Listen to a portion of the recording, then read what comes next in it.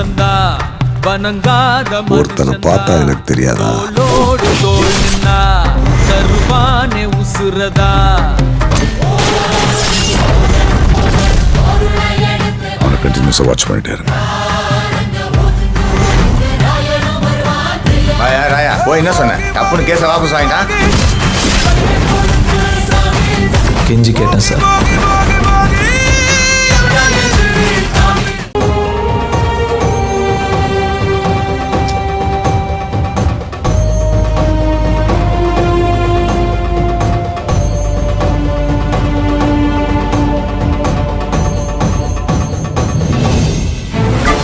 கல்யாணம் ஆனா எல்லா புருஷனையும் பொண்டாட்டிங்க கைக்குள்ளதான் வச்சுப்பாங்க.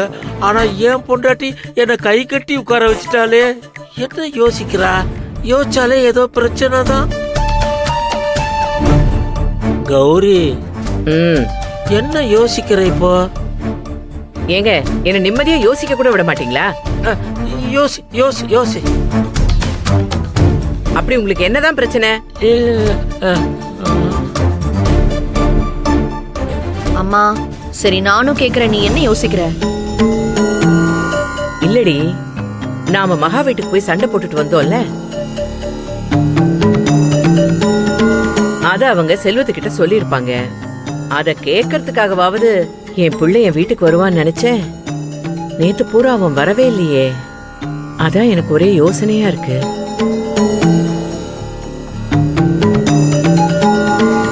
ஒருவேளை இந்த விஷயத்தையும் அவங்க கிட்ட சொல்லாம மறைச்சிருப்பாங்களோ?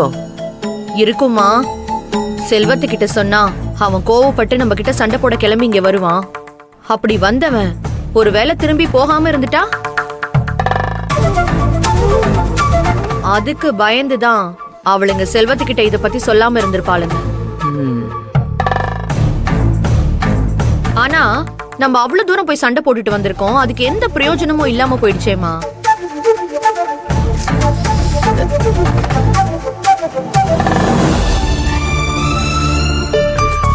என்னாச்சுமா?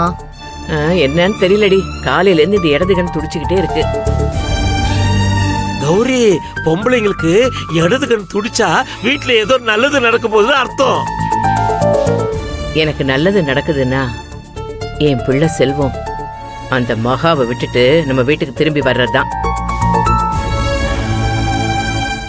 ஏன் வெண்ணிலா, செல்வம் வருவான்ல? கண்டிப்பா வருவாமா.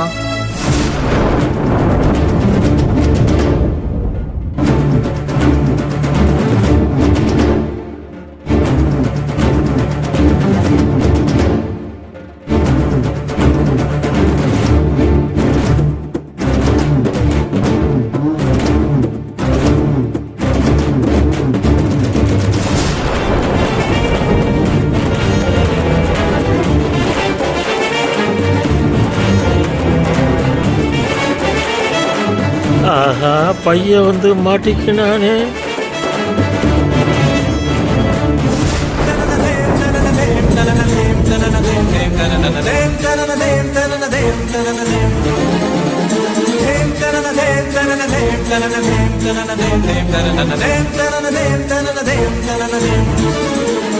Thim,